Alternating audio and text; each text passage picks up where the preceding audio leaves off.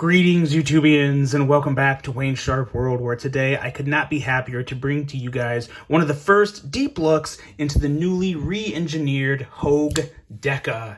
Now, before I go any further into this overview and comparison of this brand new, pretty badass Hogue Deka here, I'd like to thank you guys for tuning in today. If you like what you see, please do me a huge favor, hit that subscribe button, follow along, and I will continue to bring you the content. I also want to give a huge shout out and thank you to Hogue Knives. They reached out to me a while back and said, "Hey Wayne, we saw your reviews of some of our other Hogue products, from our K320 Nitron and our Micro Flip, as well as the Deka you just did. Would you like to take a look at the newly engineered Deka?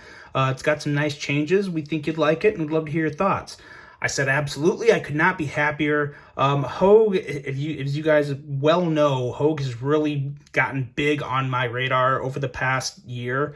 I was really late to the party on some of their other models, but once I finally got them in hand, I really started to find out just what was so special about Hogue Knives, and there is a lot to cover. A lot of it does pertain to this model right here. This is a prime example of a good Hogue. We're going to go over that. We're going to look at some size comparisons. We're going to look at what's different from this version compared to the old version here of the original Hogue Deka, and hopefully give you guys a good idea of just what you'd be in for if you were to pick this knife up. So first, let's take a look at the actual size of just this knife compared to the old Hogue Deka.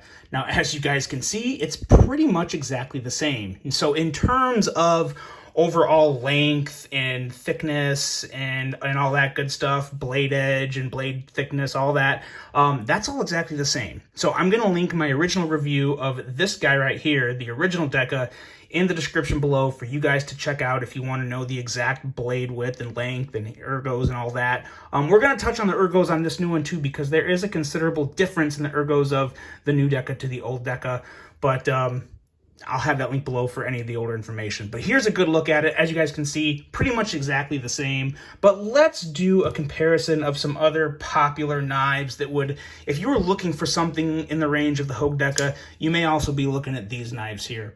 That is the SOG Terminus XR LTE, the Benchmade Bug Out, and one more just for good measure, because I do think this knife does present some competition to these three. That's the Civivi Elementum, only because it is around the size range and it's considerably less than these three knives.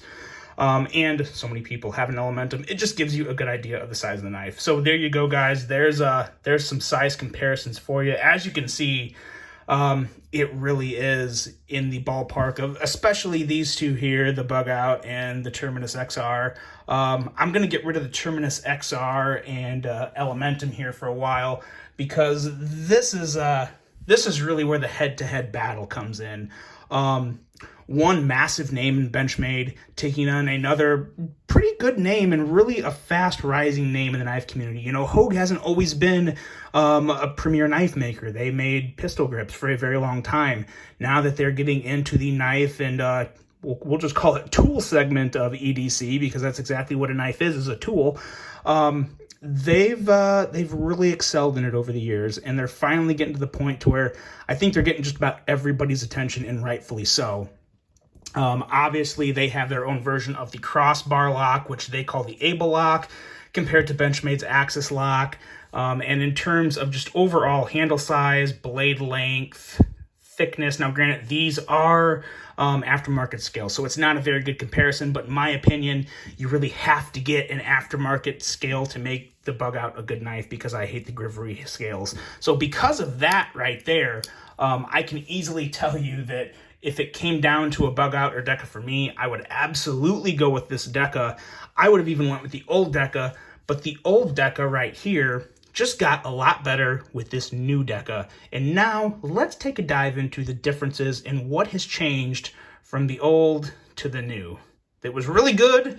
Now it's great, and it may be the best. It really may be. But let's take a look. There's been three main differences from this knife to this knife. And let's start off with the deep carry clip, because yes, it does have a deep carry pocket clip, which this knife really did need. Now, I do want to say, though, the original Deka, this clip really wasn't terrible. as far as functionally, it worked, and it worked pretty good. It didn't carry too high for me, but it just didn't really fit the knife. It's such a straight design. It's got kind of the over branding of the Hogue on the clip. It's got that high satin finish that really pops and draws too much attention to a clip. Not something that I'm a fan of. I was one of many that thought that should change, and it did with this clip right here, which is a very nicely done, relatively simple deep carry clip. But as you can see, it has a little more lines to it. Not many, but it just looks a lot better on the scale. In my opinion, it's just overall a lot better. And it is deep carry. Now, it does not have recessed screws. As you can see, those screws are sticking up. But in all honesty, it doesn't bother me. It only bothers me, the only time I really get annoyed by screws that are not recessed are when they catch your hem and give you trouble fitting into the pocket. You don't have that with this. Not an issue whatsoever. You got plenty of room there to get over pretty much any hems you have. I've got numerous kinds of pockets that range in thickness and thinness of the hem, and it goes over all of them just fine. I actually ran it through about 6 different pairs, so no issue there. I don't think anyone would have any issues getting that all the way into your pocket. And when it comes into the ergonomics of this clip and how it plays with the handle, it is actually, I don't want to say it's better, but it kind of is in a very weird way. So when I'm holding this the Deka in hand here, the clip and the height of the clip, as you can see, the height of the clip is really the exact same. If you're looking at just the top, the highest point of the clip on the handle, it's pretty much the same. If nothing else, maybe the new clip is a little taller in terms of height from the scale, but it doesn't make a big difference, and all that height is at the back of the handle here. So when I have that in hand, it's actually going to a very comfortable place in my hand. It's going down into this little crevice here. So it's going in there, and it's not putting any unwanted pressure or uncomfortable feeling. It just sits very well in my hand and feels really good. No hot spots whatsoever. It just looks fantastic, feels fantastic, and carries fantastic. So it's a huge bump up from this clip in terms of carry.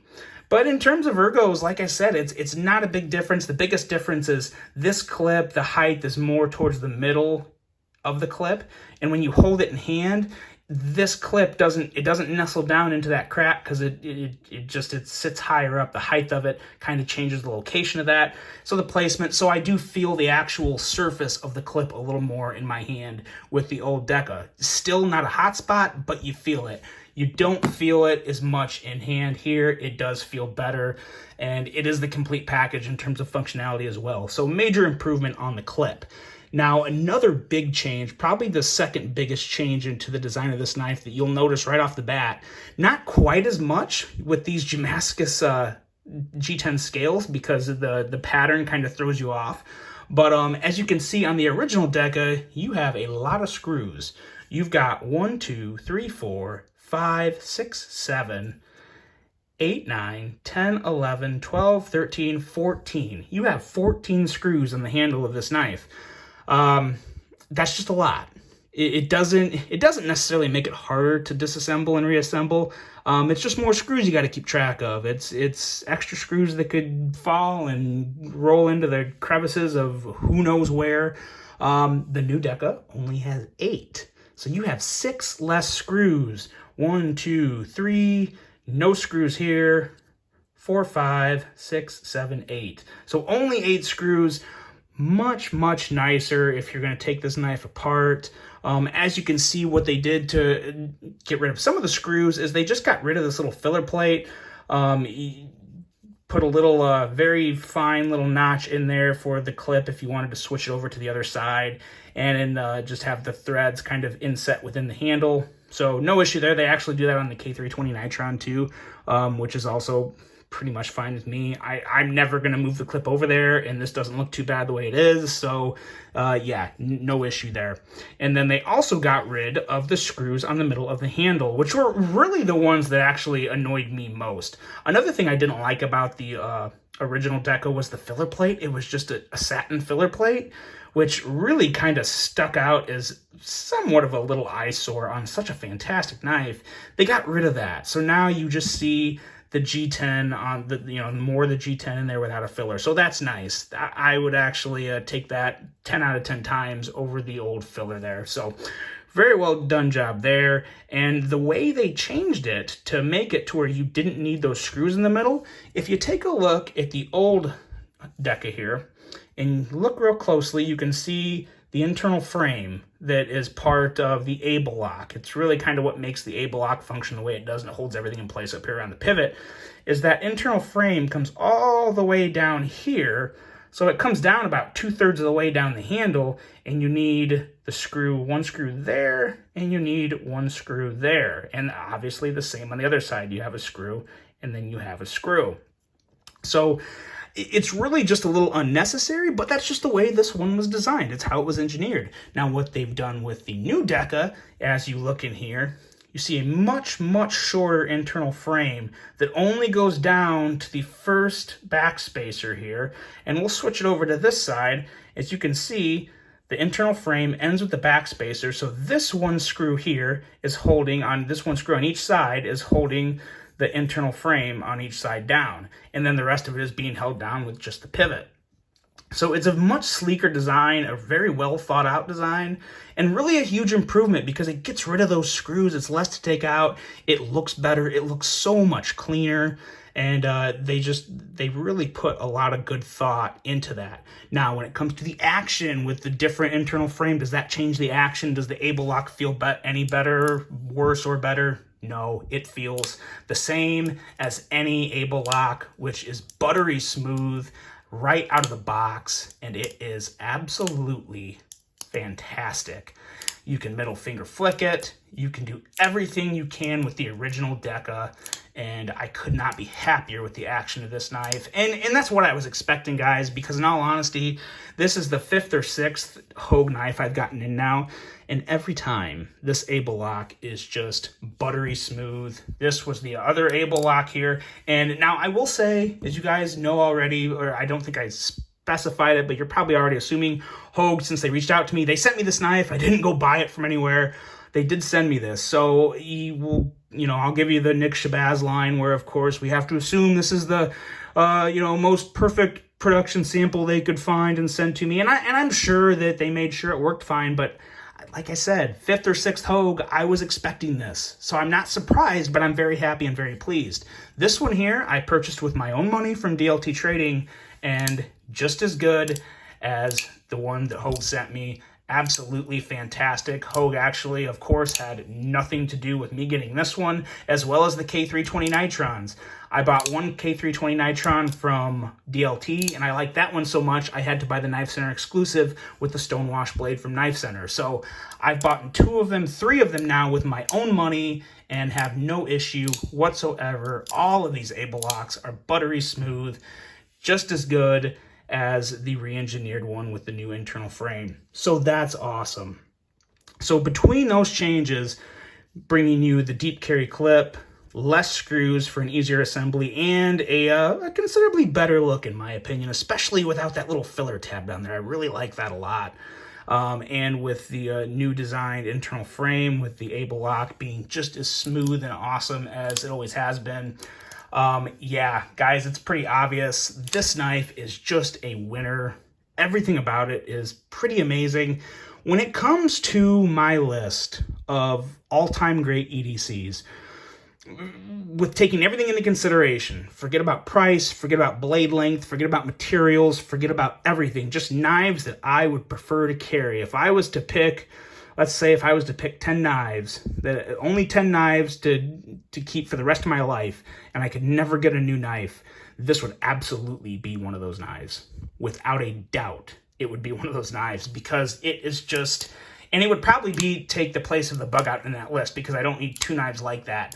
I would definitely go with the Deka over the bug out, and I would go with the Deka over a lot of knives in this size range and in price. This is such a competitively priced knife, coming in at, $140, $150, somewhere right around there. You can't ask for much more. You have a premium steel. They didn't go away from, they're still using the CPM 20 CV on this. You have a renowned designer in Alan Elishewitz designing this, and it looks absolutely gorgeous. Amazing clip point design. You have solid materials, like I said before in this one.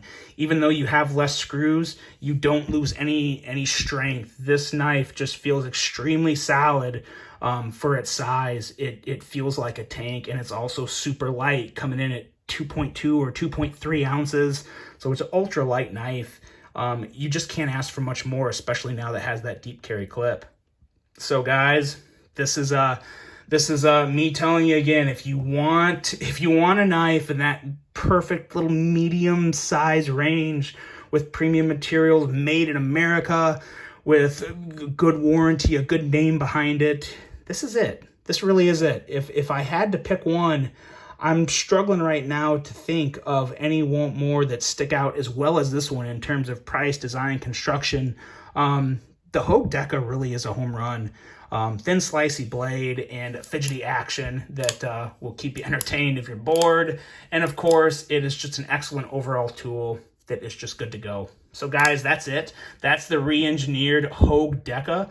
Let me know what you think of that. I'm sure a lot of you guys are going to be looking to pick one of these up. I will have this knife linked below to go straight to Hogue Knives, which I believe this is the first day of it. It should be available on their website. If not, fret not, they're coming soon, and they're gonna probably go quick wherever they're available. So I would definitely, if it's something you're considering, hop on it, grab that link, go down, pick one up. I hope you guys enjoyed this one. Let me know your thoughts on Hogue and the Deka as well.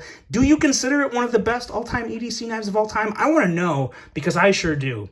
Looking forward to hearing your guys' thoughts. Hope you enjoyed this one. Hope you have a great rest of your day, and until the next one, I'm out.